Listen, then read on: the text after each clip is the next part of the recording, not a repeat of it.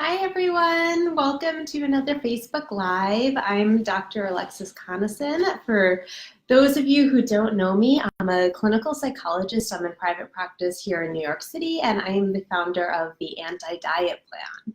So I'm super excited. We're actually going to be starting the brand new online program tonight. Tonight is our first live group call. We have a bunch of people signed up. I'm really pumped. I think it's going to be a just great program. I think that we have a lot of fun stuff in store and really excited to just be with people on this journey as we try to really fundamentally shift our attitudes around food and our body. I think it's such an important topic. It's one that I'm super passionate about. I've dedicated my career to helping people heal from patterns of disordered eating and struggles with their body because I think it's so foundational to who we are. What I find is that when we don't feel good about our body, it's very, very difficult to feel good about anything really in our lives. We become preoccupied with trying to fix ourselves, with trying to fix our bodies, with feeling not good enough. It impacts our self-esteem, our sense of self-worth, and we're really not able to get out there and actively engage in the world in the way that we want to. So this program is all about freeing up that emotional space to try to help you, live the life you want to live, which for most of us is not thinking about food 24/7. So anyways, that's going to be starting tonight. I'm very excited. Registration is officially closed. If you really want to still get in on this session, if you email me in the next few hours, I can try to get you in. Otherwise, you can sign up for the wait list at theantidietplan.com and you'll be one of the first to be notified when we are gearing up to start the program again. I'm not sure exactly when that's going to be that we're starting again, but it will be sometime in the next year, I believe, that we'll have another live program, and I'll also be offering the self-study version of the course where you get all of the group materials, all of the course materials, just not participating in the live group coaching calls. That will also be offered probably sooner than I'm offering the full program again. So I'm excited that so many of you are coming on this journey with me and can't wait to get started tonight. But today we are going to be talking all about weight and health, and you'll have to excuse me because as we talk about health, I have a little bit of a cold, so I'm hoping that I'm not going to have to stop too often to blow my nose and things like that. I'm going to try to make this short today, and it can be short because I think this is a really simple discussion in a lot of ways. Why shouldn't we use weight as a measure of health? Because it's not. It's just very simply, it's a terrible indicator of health. So you may be saying, but I've read all these studies saying that weight, being at a higher weight is associated, being at a higher weight is associated with X, Y, and Z medical problems, and you can pick up a study that's going to say that being at a higher weight is associated with every single medical problem you could imagine, from cancer to quality of life to just literally everything. But what the studies don't look at is what goes on in that association. So for example, those studies don't factor in nutrition, they don't factor in fitness, they don't factor in stress, they don't factor in poverty, they don't factor in discrimination, biases, systemic, chronic stressors in people's lives. So it leaves a tremendous amount out. And when studies do look at all of those factors, what they find is that those things are far more important predictors for health than just our weight. So, when we look at things, just for example, fitness, our fitness tends to be much more impactful for our health than any kind of measure of weight, body mass index, anything like that. So what we get is really oversimplified research that is heavily influenced by the weight loss industry. Most of these studies, I don't want to say most, many of these studies are funded by the pharmaceutical industry. They're funded by the weight loss industry, by diet companies. The influence, I don't want to get too far afield, but I think the influence of the pharmaceutical industry and the weight loss industry in the research is often also very difficult to see because they don't directly disclose where the money's coming from. It's also often siphoned through different organizations, and it's top down. So, like, the medical organizations are influenced by the interests of the drug companies. So it all gets promoted down, even if it's not the specific researcher. It's often in, the researcher's mentor, the institutions. It just gets very, very messy. And what we find is, like I said, that the studies that do take the more complex and thorough route of examining other factors find that those are the things that tend to really impact our health. So we know that chronic stress has an enormous impact on our health.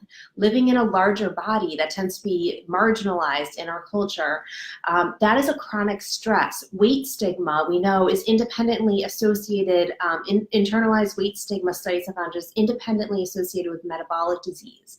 We also know that people at higher body weights tend to get subpar medical care. So they go into the doctor's office complaining about a pain in their abdomen, for example, or, something that's bothering them, and often will be told, well, it's just your weight, you just lose weight. Fast forward many, many years later, it turns out to be cancer or something that could have been prevented had it been detected in an earlier stage, then gets, isn't detected until it is, very difficult or impossible to treat. So that's not the effect of weight, that's the effect of weight stigma and, systemic prejudices that infiltrate even the medical system.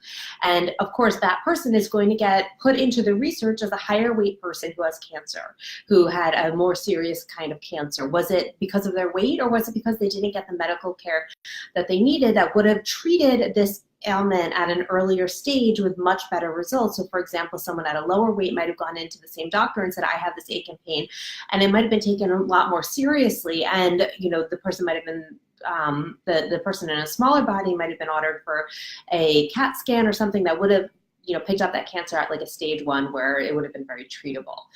So all of these things tend to play a huge role in our health. And what plays one of the biggest roles in health is our genetics. And that is something that we really don't have any control over. So I always laugh when you see these studies of like people who live to 100 years old and, what do you do to keep yourself so healthy? And, the person's like, oh, I drink like a cup of scotch every day and eat, whatever. And it's not that anything that person is doing is really contributing so dramatically to their health, but they have longevity in their genes, in their genetics. So, we often blame people for health when so much of health is outside of our control. But we live in a culture that wants us, where we want to believe that everything's a matter of personal responsibility, where we can change things, we can control our health, we can control our body size. And it's simply not true. So the other thing that I'll mention, I heard a very interesting podcast. I was listening to the Body Kindness podcast, if anyone listens to that.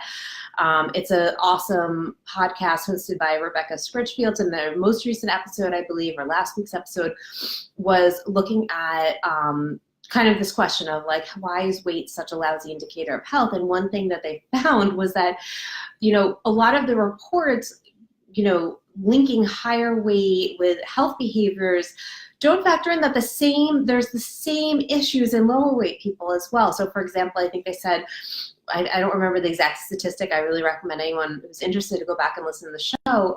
But one of the things they said was like something like 90% of people at a higher weight don't follow the nutritional guidelines. Right? So that sounds really bad. That's like, oh my gosh, people, you hear that report on the radio or TV or whatever, you're going to make that conclusion, whoa, that must mean that people at a higher weight, are eating really poorly, and that's probably why they're at a higher weight.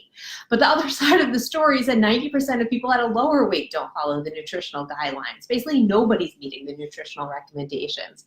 But, presenting the data in that kind of cherry-picking way makes it seem like this is something that's only happening at higher weight people, and then we make the we make the conjecture that means that that's why people are at a higher weight. Totally doesn't make sense. It doesn't hold up at all. Similarly, there's a lot of research that there was some interesting research that I've been reading about knee replacements because people are being denied medical procedures that they need because they're at a higher weight. And you know, again, the research really doesn't hold up in this area. And what they find is that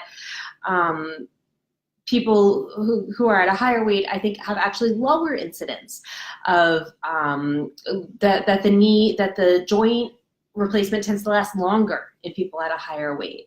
And then, of course, no one's looking at the fact that there's all kinds of health consequences that come from trying to maintain a reduced body weight, right? So no one's really looking at the long-term health consequences of that, of nutritional restriction, of yo-yo dieting, of our weight bouncing up and down and up and down. And again, the studies that look at that show that the outcomes for that type of behavior is really problematic. So takeaway point here is weight is really not a good indication of health at all. BMI is a terrible indication of health. It's really not even holding up in the research studies anymore. And what we need to do is expand our notion of health to look beyond somebody's body size, to look at the full and complex picture of health determinants, to look at things like fitness, nutrition, stress, access to resources, systemic biases and prejudices, you know, weight bias in the medical system, living in a marginalized body and the chronic stress that that produces. These are all things that have a tremendous impact on our health, and this is where we should be directing our energy and our resources to, not on spinning our wheels trying to convince people to lose weight in something that's unsustainable and has actually been found to be really unhealthy. So I'm going to leave it there for today. Thank you for joining me. If you have any questions, please let me know. If you have anything that you want me to talk about on the next Facebook Live or one of the upcoming sessions, please let me know that as well. And I just love being here with all of you, and thank you for joining me today. See you next time. Bye.